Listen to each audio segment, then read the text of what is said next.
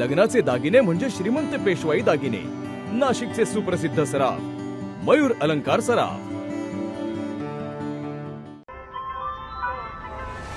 ताज्या बातम्यांसाठी नाशिक न्यूजच्या YouTube चॅनलला सबस्क्राईब करा आणि बेल आयकॉनला प्रेस करा।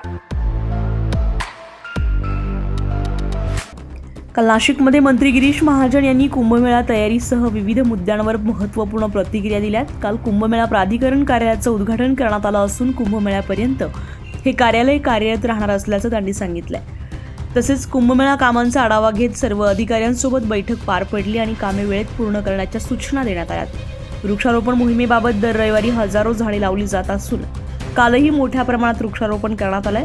गोदावरी नदीतील सांडपाण्यावर प्रक्रिया करण्यासाठी मोठा प्रकल्प उभारला जात असून तो लवकर पूर्ण होईल असं त्यांनी स्पष्ट केलंय। तर शेतकरी उपोषणाच्या पार्श्वभूमीवर बहुतांश प्रश्न मार्गी लागल्याचं सांगत उर्वरित शेतकऱ्यांशी चर्चा करण्याचंही त्यांनी म्हटलंय।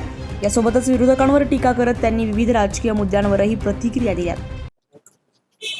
आज कुंभ प्राधिकरण याच्या कार्यालयाचं उद्घाटन या ठिकाणी झालेलं आहे। रितसर उद्घाटन या ठिकाणी झालेलं आहे। या ठिकाणी आता कुंभमेळ्यापर्यंत संपेपर्यंत हे कार्यालय या ठिकाणी कार्यरत होईल। आज कुंभमेळ्याच्या संदर्भामध्ये एक आढावा बैठक या ठिकाणी झालेली आहे।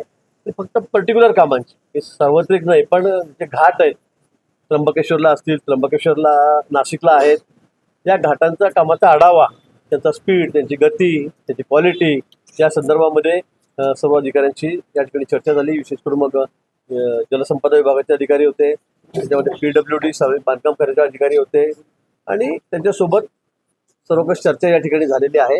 वेळेमध्ये आपल्याला हे काम पूर्ण करायचं आहे, कारण आता वेळ कमी आहे, आता पुन्हा पावसाळा आहे आणि म्हणून वेळेत कसं काम होईल, आता किती टक्के काम झालं, किती % झालं, अपेक्षित काय होतं, त्या संदर्भामध्ये सर्व चर्चा त्या बैठकीमध्ये झालेली आहे। वृक्ष लागवडीचा जो महत्वाचा उन्नत अभियानाचा उपक्रम आहे तो सर्वत्र आता सुरू आहे। आज देखील वृक्ष लागवड करण्यात आली। कुठे कुठे वृक्ष लागवडीचा अजून प्रस्तावित सुरू आहे आणि किती झाड आतापर्यंत? मान्सून हा जो आमचा कार्यक्रम आहे त्याला आता आम्ही विशेष महत्त्व दिलेलं आहे। आपण बघतात दर रविवारी आम्ही जवळपास 8 ते 10 हजार झाडं लावतो। आजही या ठिकाणी सावित्रीबाई फुले पुणे विद्यापीठ त्यांची जी ब्रँच आपल्याकडे आहे त्या ठिकाणी सुद्धा उपकेंद्र जे आहे त्या ठिकाणी सुद्धा आपण 5,000 झाडं लावतो, 6,000 झाडं लावतोय। त्यातली 2,000 झाडं आज लावली। उद्या परवा पुन्हा त्या ठिकाणी झाडं सगळे विद्यार्थी त्या ठिकाणी लावतील। आपण अतिशय निसर्गरम्य असं ठिकाण आहे दराई माता, त्याचं मंदिर त्या ठिकाणी अतिशय सुंदर अशी जागा आहे। त्या ठिकाणी सुद्धा आपण जवळपास आता 10,000 झाडं लावतोय। त्यातली 4,000 ते 5,000 झाडं आपण आज या ठिकाणी लावले। तसं 8,000 झाडं आपण त्या ठिकाणी लावलेली आहेत। त्याचा संकल्पही केलेला आहे, झाडं त्या ठिकाणी आणून ठेवलेली आहेत। दर रविवारी आपण हा कार्यक्रम या ठिकाणी घेणार आहोत। प्रत्येक रविवारी मी 8 ते 10 हजार झाडं, अतिशय मोठी झाडं, चांगली झाडं आणि देशी झाडं ही या ठिकाणी लावणार आहोत।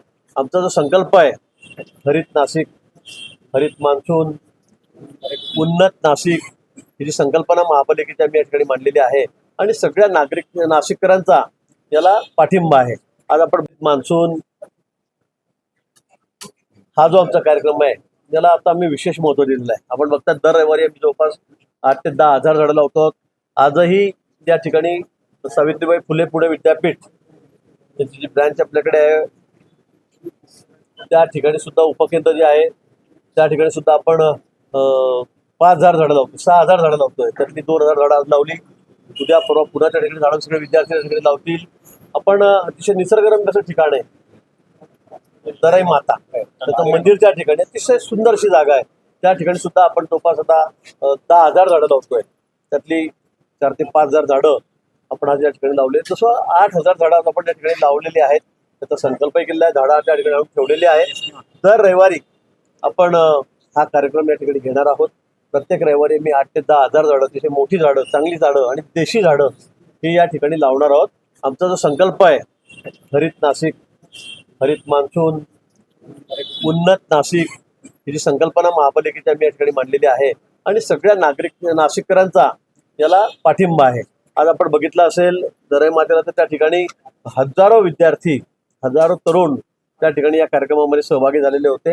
म्हणून मला असं वाटतंय की लवकरच नाशिक शहराचा आम्हाला चेहरा मोहरा बदलायचा आहे। व नाशिक शहरातले रस्ते असतील, तुमची गोदावरी माई असेल, त्या ठिकाणी झाडं लावण्याचा उपक्रम असेल, सगळ्याच गोष्टी, घाट असतील, अतिशय सुंदर, स्वच्छ आणि सुरक्षित नाशिक आम्हाला या ठिकाणी करायचं. देवळालीचे जे आमदार आहेत सरोज आहेर, हा? देवळालीचे आमदार जे आहेत सरोज हा. आहेर, त्यांनी थेट मतदारसंघातील प्रश्नांवरती मुख्यमंत्र्यांना एक कॉल केलेला होता आणि तो कॉलची जी ऑडिओ होती सोशल मीडियावरती व्हायरल होती. तक्रारही केली होती.